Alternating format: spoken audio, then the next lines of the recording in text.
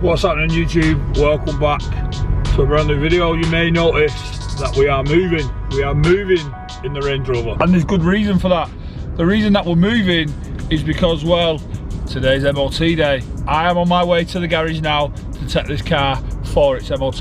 I've just stuck some number plates on it because that's one thing I hadn't done. So number plates are on. I gave it a quick wash last night. I didn't film that just so it looks a little bit more presentable than it did, because I think that always helps with an MOT. And yeah, it is MOT day, so I'll join you when we're at the garage. So that's it, we're at the garage. The garage is just here.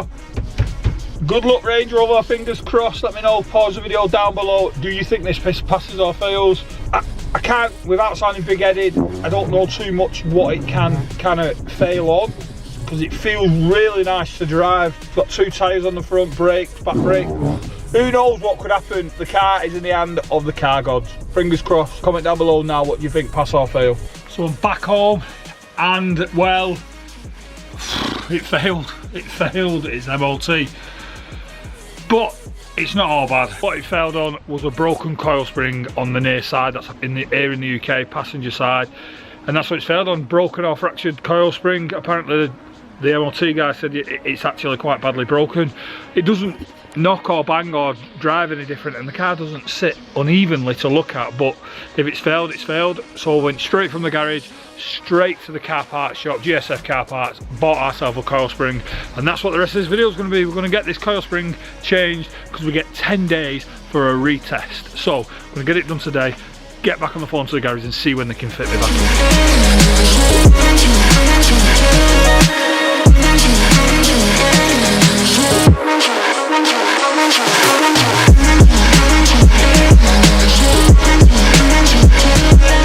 So the wheel's off. It is actually quite badly broken. If you look in here, see just how it's all chewed up. So the coil snapped, it's just there. Yeah, definitely snapped. So it's definitely snapped. We need to get it clean. I think what I'm going to start is get a wire brush in, clean up everything I need to take off, and get some WD-40 on the go. Yeah, that looks like our answer. The drop links are worry, if I'm honest. That looks really crusty. The pinch bolt doesn't look too bad. Well, obviously we'll see. Yeah, I think wire brush, clean everything up, and WD-40. So I cleaned everything up, WD-40'd everything, as you can see, and I said I was worried about this bolt.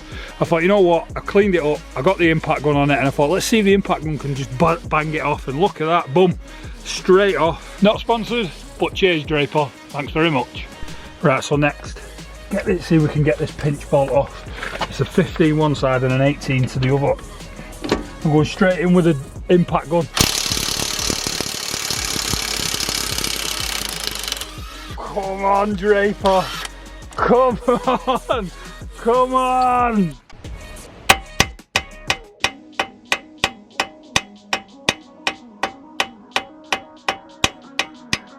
I'm just tapping it, trying to get it down. It is dropping, to be fair. And you can see now the shock is away from the hub. So what I did was, I got the shock probably right down to the bottom here, and then I just couldn't get the hub to go any further down. So I put a lump of wood in here with a jack on the bottom, and as I pushed that up and compressed the spring, it pulled the shock the rest of the way out the hub, and it's now free. So we've got the screws, the bolts to undo at the top, and the shock will be off the car. So there's 3 bolts just under here that we need to take off to lower the strut down. I'll try and show them to you. Well, you can see the silver one straight in front, and then it's quite difficult to see. So they're 13mm, so I'm going to see if I can get my hand in, or we might have to take the whole plastic scuttle panel off, which I'm hoping, if I'm honest, we don't.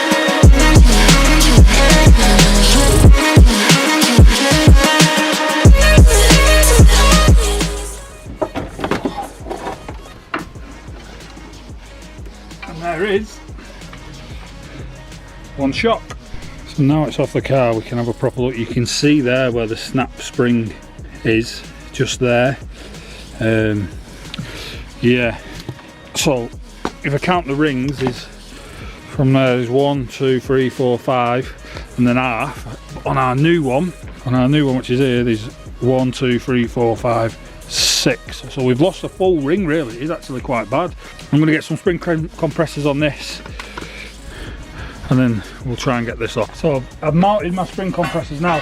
To say that I hate spring compressors is, well, an understatement. But this is what we're going to have to do. So I'm going to compress the spring slowly before we tackle the top mount.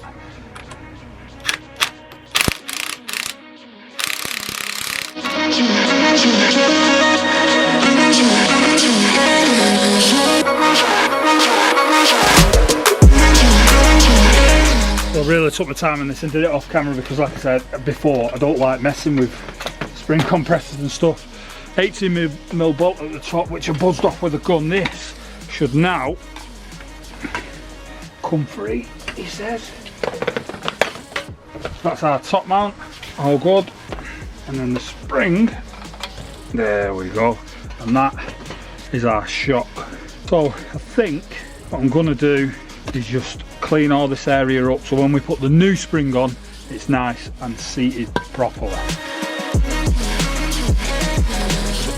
The shock actually looks pretty solid. That's what's coming off really is mainly, it's not even, it's just dirt. So if I get a rag, it might be all right. So I had to have a drinks and a toast break because I was starving and the battery died on my impact gun now. So I've got the old spring off, it's here, this is the old spring. So when I compare it to the new one, you can see how much of a coil's actually broke. Like, it's actually quite bad when you look at it. So it's that whole bottom half of the coil, this bit, is what's come off when you compare it. So yeah, is what it is, hence why it's failed its MOT this morning on a broken coil. I didn't really drive the car because it's not taxed or MOT'd, but it drove alright and it don't clunk when you're driving, but and that's what I'm surprised about. But that's for the bin. We're going to compress this, get it on the shock and get it back on the car.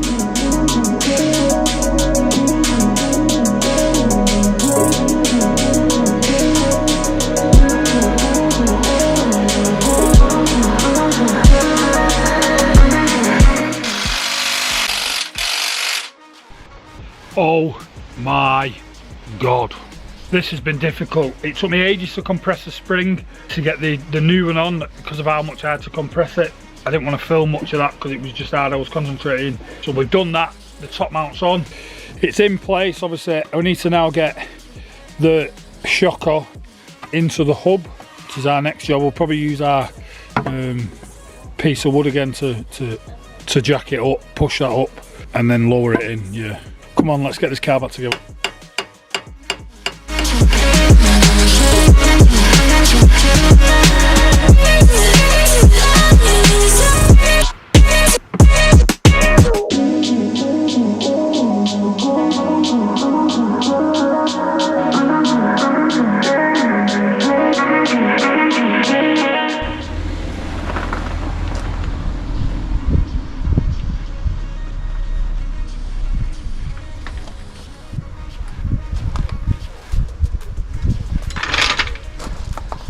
So it is retest o'clock. I'm in the car. We're on our way back to the garage to get it retested. Now, I've had a calamity. Obviously, we did the spring. I'll talk everything that I did and what I did wrong because I have made a mistake in it, a big one and a funny one. But yeah, let's get back to the garage. Let's get this car retested. Hopefully now we should go straight through the MOT. We've got a pass. We have got a pass on the Evoque. It is back on the road. We didn't get a single advisory. So obviously the car failed yesterday. We replaced the spring, which we'll talk about when I get home. But the car has not got a single advisory and has got a full, clean bill of health. Let's get home and let's end this video. Right, so what happened then?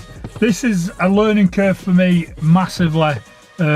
Just like when I had the issue with the TT and the fuse. So what happened was then, as I've already said, I took the car for its MOT today and it failed on a broken suspension spring near side, so it's the passenger side.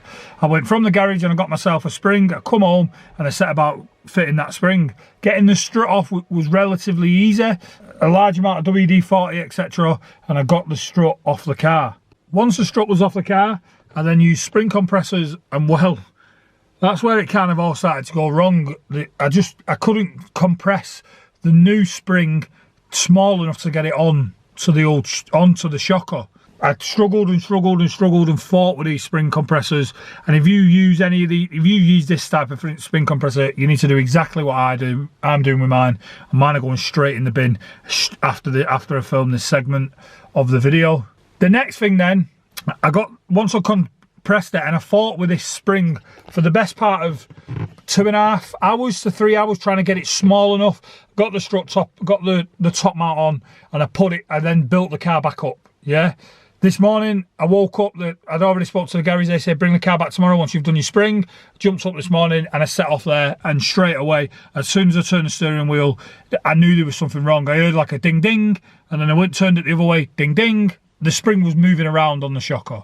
I got to the garage, I told them what they were doing, what the car was doing. They said, potentially, it could be a top mount. So when I got a top mount, go and get one, take the shocker off, because I'd explained the aggro I'd had with the spring, take it to them, they'll change it over for me. So I got myself a top mount, I come back home, took the leg off, took the suspension strut off, took it to the garage with the top mount, and I held it up to the mechanic in the garage, and he looked at the shocker and the spring, and he just went, your spring's on upside down. The what?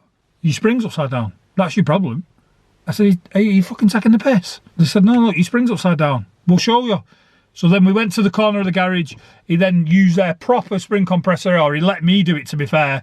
I compressed the spring, took the top mount off, turned it over, back on, released the tension off the spring compressor, and the spring sat perfectly on the shock. It was perfect. Said, go home, put that back on, I guarantee it don't make a noise. And he was right. He was absolutely right.